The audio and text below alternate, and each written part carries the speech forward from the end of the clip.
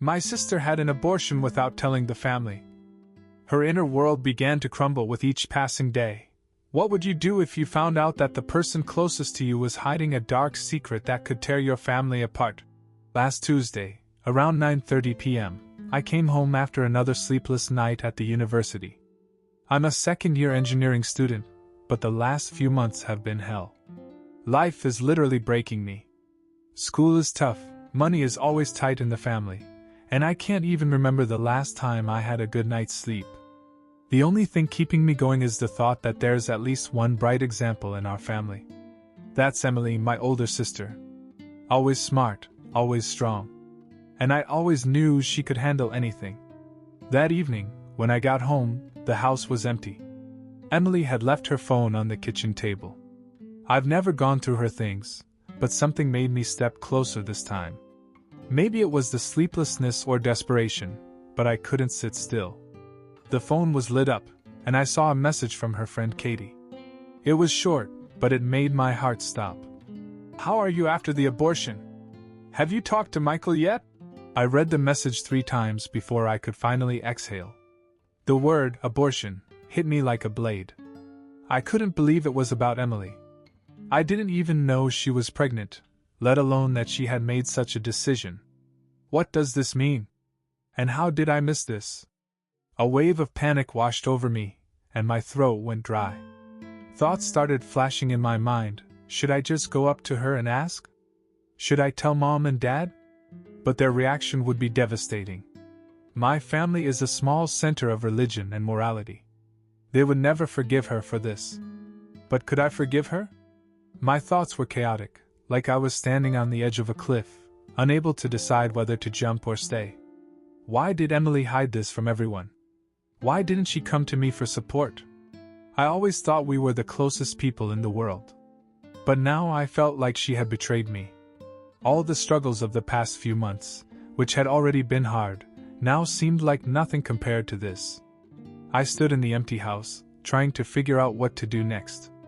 With each passing moment, it felt like the world I knew was falling apart, and I was standing amidst the wreckage, unsure how to piece it back together.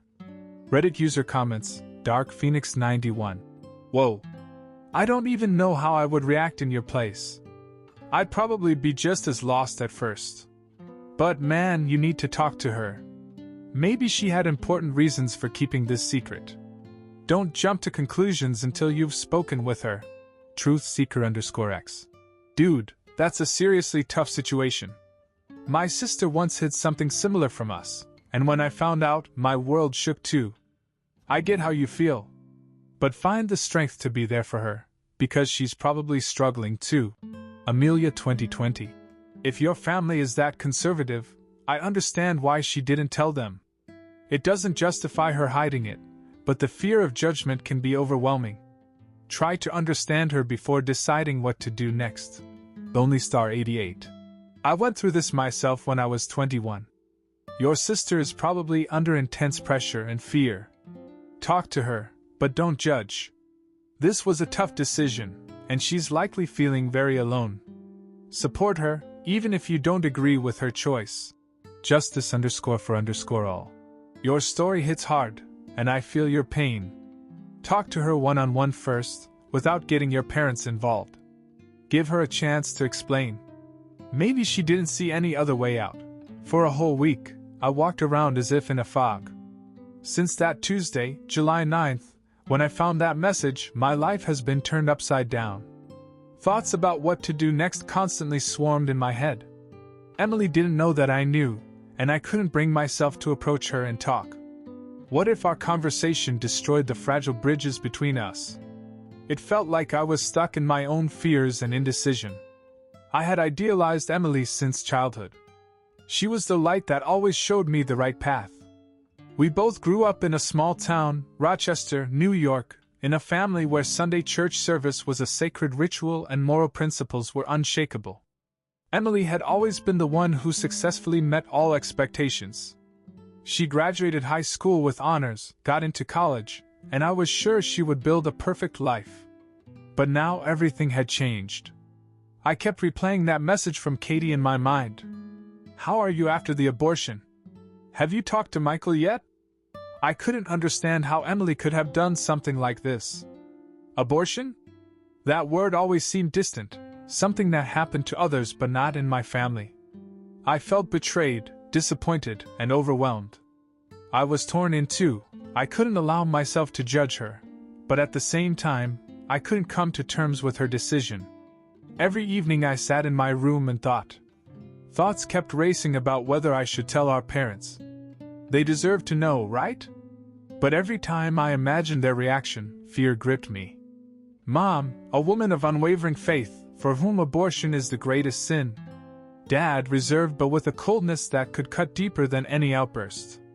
I didn't want to be the one to bring such pain to the family. But how long could I carry this secret? After several sleepless nights, I decided to meet with Katie. We arranged to meet at a cafe on the corner of Washington Avenue. I was nervous, not knowing how to start the conversation. Katie looked as if nothing had happened. I was piecing together words like a puzzle when she suddenly said, "I think I know why you invited me."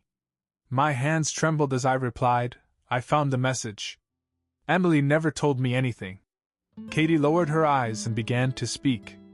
She told me that Emily had been scared to death. She found out about the pregnancy about 3 months ago, and it was a complete shock to her. She felt like she couldn't tell anyone, not me, not our parents, not even her boyfriend, Michael.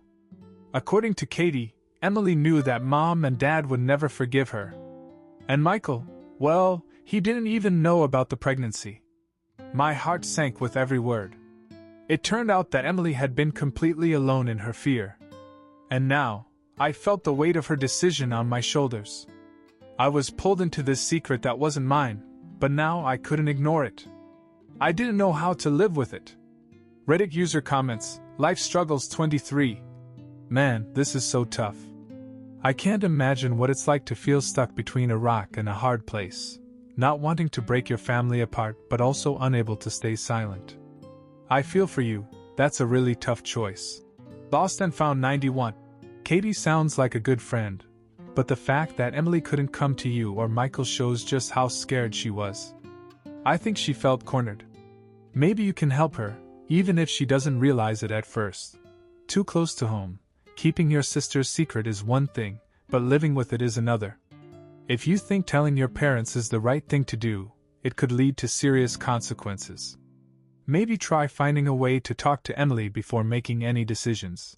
Heartache 32. If I were in your shoes, I wouldn't know what to do either. You're facing a terrible choice. Keep the secret or reveal the truth that could destroy everything. Talk to Emily, she's probably suffering too. Maybe together you can find a way out. Meeting with Emily was inevitable. After the conversation with Katie, I felt even worse than before. On July 16th, a week after I found out everything, I mustered up the courage and decided to approach Emily. She was home, sitting on the porch, staring off into the distance. She looked exhausted, though she tried to hide it. I sat down next to her, nervously twisting my car keys in my hands, trying to find the right words. "Emily, we need to talk." I began quietly but firmly. She immediately knew what it was about. Her eyes trembled slightly, and she looked away. "You know," she whispered without raising her eyes. Her voice was so fragile, it hurt me. I nodded. It felt as if an invisible wall had grown between us, one that seemed almost impossible to tear down. She stayed silent for a few minutes before finally speaking. Her words came out slowly, as if each one weighed a ton. "I just didn't know what to do. I couldn't tell our parents. Mom would have killed me. I thought they'd kick me out if they found out. I was scared. So scared." Her eyes filled with tears, and I felt my heart tighten with pain. In that moment, I didn't see the perfect Emily I had always imagined, but a person struggling with her own fears and despair. She continued, "I grew up believing that abortion is a sin. That's what we were taught since childhood. But what could I do? I couldn't bring myself to have this baby. My life would have been over. I would have been doomed." Emily reminded me of our conversations in childhood, when we'd listened to Mom's sermons about morality and doing the right thing. She recalled one specific Sunday in August 2010, when she was 13 years old, and Mom explained to both of us that a woman who has an abortion would always be broken. That left a mark on both our minds, and now, all these years later, this fear was haunting Emily. She couldn't break free from those chains. I had no one to turn to. She continued. Michael didn't even know. I was scared he'd leave me. I was left alone with my fear. I didn't do it because I wanted to, but because I didn't see another way. This decision has been killing me inside every day. And it still is. Her voice cracked as she spoke. She was torn between the fact that she had a choice and the reality that society, and our parents, had taught her that this choice was wrong. She was afraid of losing everything, her family, her boyfriend, herself. And at the same time, she had already lost herself in the process. I sat in silence, trying to process everything she said. My own beliefs had crashed against a wall. I realized that Emily had been trapped in a situation I could never have imagined. But even so, I couldn't accept her choice. My mother's words still echoed in my mind. There's only one right path. But now, I saw that the world wasn't so black and white. We sat in silence, and I felt something new happening between us.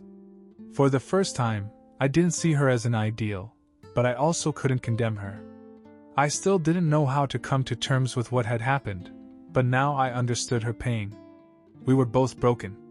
And I wasn't sure if I'd ever be able to fix that. Reddit user comments, empathy is key. This is so hard. She was trapped between morality and her own life. You shouldn't judge her. Women are often left alone with these decisions. She needed support, not judgment. Forgotten_tears. I can't imagine how difficult it must have been for Emily to make that decision when everything around her was pressing down on her. But it's important that you're at least trying to understand her. Most would have judged right away. The struggle is real. This story reminds me of my own experience. Fear and social pressure can push a person to the brink of despair. Alex, you're doing the right thing by trying to support your sister, even if her decision is hard for you. Lost and Found 84. Family values are important, but sometimes life forces us to make choices that challenge those values. I believe she had no other choice. Don't let your love for her fade because of this. Everything went wrong at dinner on July 21st. In our family, it was customary to gather around the dinner table once a week, no matter how busy we were. This was a time for discussing important family matters, and these evenings often turned into debates, especially when my father raised topics of morality or religion. For days it had been hard for me to hide my anxiety from Emily. We hadn't discussed the abortion since she confided in me on the porch, but the knowledge burned inside me. Dinner was normal until my mom began talking about the neighbor's daughter, who was recently seen with a newborn. She sighed and said, "It's such a sin to have an abortion. It's good that she kept the baby. The Lord blesses those who choose the right path." Her words, like an invisible dagger, cut through the air. My neck tensed, and my heart raced. Emily sat across from me, and I saw her blush, but she kept her composure. My father picked up on the topic and added, "Abortion is the worst thing a person can do. There's nothing worse." That was the moment I exploded inside. I couldn't hold it in any longer. My hand gripped the fork so tightly that I felt pain in my fingers. Everything I had been holding back for the past few weeks erupted in a single sentence, which I shouted. Emily had an abortion. The room fell into complete silence. Everyone froze, as if time had stopped. Emily looked at me with such horror that my heart shattered again, this time from the pain of betraying her. My mother, Susan, looked at me as if I had said something impossible. Slowly, she turned her head toward Emily, her eyes blazing with anger. "What did he say? Emily, is it true?" Her voice rose with each word, turning into a scream. Emily didn't respond. She sat there silently, her head bowed. I could see her shoulders trembling slightly. The scene dragged on, feeling like an eternity. My mother stood up from the table, screaming more, her voice cracking from fury and disappointment. How could you? How could you do something like this? We raised you in love and faith. You've shamed our family." My father, John, sat in silence, his gaze empty. He didn't say a word. He simply stood up and walked out of the room. His silence was even more painful than my mother's yelling. Emily stood up and ran to her room. A few minutes later, I heard her leave the house. I couldn't move. Guilt overwhelmed me. It was my fault. I had destroyed our family. I was left alone in the room with my mother, who kept shouting about faith and punishment. But I wasn't listening to her. All I could hear were my own thoughts echoing in my head. "What have you done?" I believe that evening changed everything forever. Emily didn't come back home. My mother couldn't forgive her, and all the conversations at home became centered on how she had betrayed us. My father barely spoke. He retreated into himself and stopped communicating with us the way he used to. I was left alone with a feeling of emptiness and the weight of responsibility on my shoulders. I couldn't forgive myself for revealing her secret. But I also couldn't come to terms with what she had done. Our family would never be the same again. I still don't know if I did the right thing. I'll never find the answer. But I know one thing: a broken family can never be repaired. Reddit user comments, Silent Observer 90. Wow, Alex. It's hard for me to say what I would have done in your situation. On the one hand, you acted honestly, but on the other, family relationships are hard to mend now. It's sad, but I think you should have talked to Emily privately before telling your parents. Hard Choices 24. It hurts to read this. I can imagine how you must be feeling. But sometimes revealing the truth is the only way out. You didn't destroy the family. You just made visible a problem that already existed. Don't blame yourself. Redemption required. I was in a similar situation when I found out a serious secret about my sister. I didn't tell my parents and still live with it. But I understand your pain. There's no right decision. The main thing is not to lose yourself to guilt. Tornheart 88. There's no easy answer to whether you did the right thing. Family secrets can ruin relationships, but so can the truth. I sympathize with you and your sister. I hope that with time, you'll find a way to heal these wounds. What would you have done in Alex's place? Should you keep a secret, even if it could save your family? Share your thoughts in the comments and tell your story.